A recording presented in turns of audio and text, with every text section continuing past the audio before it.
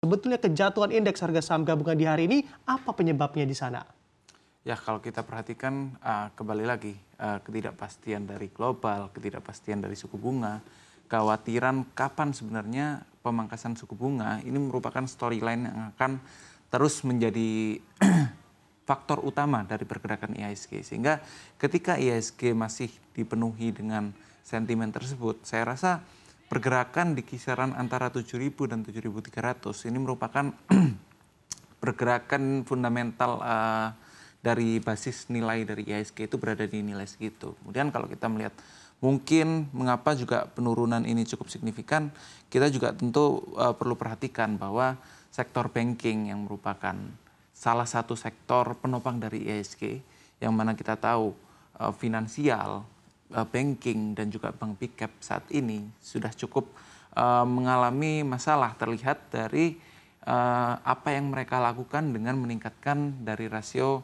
provisinya. Sehingga ketika mereka mulai meningkatkan rasio provisi, ini mengindikasikan bahwa mereka cukup khawatir dengan kondisi ke depannya, mengingat bahwa dari rasio-rasio yang mereka rilis, proyeksi sepanjang 2024 ini, mayoritas mereka cenderung untuk menunjukkan adanya penurunan kinerja, yang mana utamanya ini akan terlihat dari sisi net NPL, non-performing loan. Artinya ketika NPL-nya ini juga menunjukkan adanya kenaikan, artinya tingkat gagal bayar dari perbankan ini akan semakin memburuk, sehingga ketika gagal bayar semakin membesar, artinya mereka harus mencadangkan, dan ini merupakan langkah awal mereka dengan meningkatkan dari rasio provisinya itu, seperti itu. Oke, baik, Reza. Anda katakan ini akan menjadi narasi yang cukup panjang. Investor akan menantikan bagaimana keputusan dari The Fed, apakah akan ada peluang untuk memangkas suku bunga acuannya di tahun ini, bahkan kalau prediksinya di akhir tahun begitu ya.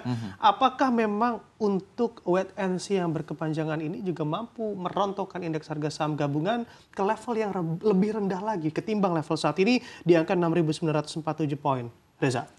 Ya, kalau kita perhatikan penurunan bulan Mei kemarin yang cukup signifikan hingga menyentuh 6.900, yang merupakan di mana level psikologis kita di 7.000 ini tembus. Sehingga penurunan ini menunjukkan mungkin level 6.900 kemarin yang kita capai merupakan batas bawah dari apa yang kita rasakan saat ini. Kemudian kalau kita perhatikan, mungkin saya rasa untuk saat ini, selama tidak ada ketegangan geopolitik yang meluas, selama kondisi ekonomi pun tidak ada sesuatu yang drastis, mungkin seperti krisis dan lain sebagainya, selama tidak ada masalah-masalah tersebut, saya rasa IHSG pun masih mampu tertahan di level 7.000, yang mana ini level psikologis yang telah dibentuk dari awal tahun, sehingga ketika nantinya menembus bawah level 7.000, tentu ini memerlukan sentimen negatif yang cukup signifikan. Oke, baik. Anda katakan Anda memang kondisinya datar-datar saja, tidak ada sentimen negatif dari global maupun domestik yang menyerang indeks harga saham gabungan, akan kokoh begitu hingga akhir tahun di level 7 ribuan untuk indeks harga saham gabungan. Menarik kalau kita mengamati pergerakan indeks harga saham gabungan di hari ini, ada salah satu emiten milik Prayogo Pangestu yang mana juga menjadi pemberat indeks harga saham gabungan untuk bertahan di zona penguatan, bahkan ambles lebih dalam justru di hari ini. Ada brand begitu ya yang melemah 10% di hari ini. Kalau Anda mengamati dari bebannya kapitalisasi brand yang cukup besar ini, apakah ini juga menjadi kontribusi khusus begitu ya bagi pelemahan indeks harga saham gabungan, dan seberapa lama brand ini juga akan bertahan juga di rally pelemahannya, Reza?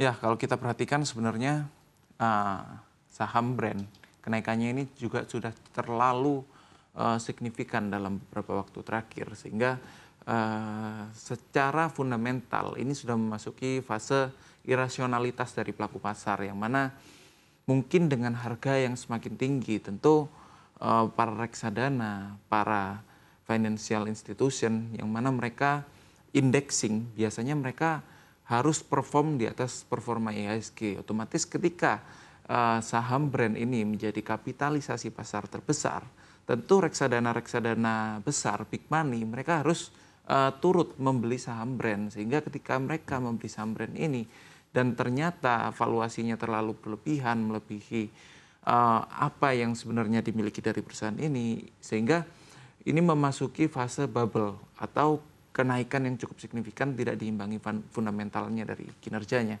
Sehingga ketika ini berada di level bubble ini, seharusnya ada potensi bubble itu akan meletus. Dan saya rasa ini mulai memasuki titik-titik bubble dari grup dari Prajogo ini, salah satunya saham brand, ini akan mulai meletus, yang mana kita lihat mereka kemarin mencapai level tertingginya hingga mencapai rekor dengan berada di market cap terbesar IHSG, yang mana tidak diimbangi dengan laba bersihnya, tidak diimbangi dengan fundamental underlying bisnisnya. Sehingga ketika bubble ini pecah, tentu ini akan berperan signifikan terhadap penurunan IHSG, karena kita tahu bahwa penurunan dari saham brand ini juga cukup besar secara persentase, sebesar 10%. Artinya ini akan mempengaruhi secara moversnya, mempengaruhi akan bergerak menjadi laggard dari IHSG, dan sudah terbukti dengan turut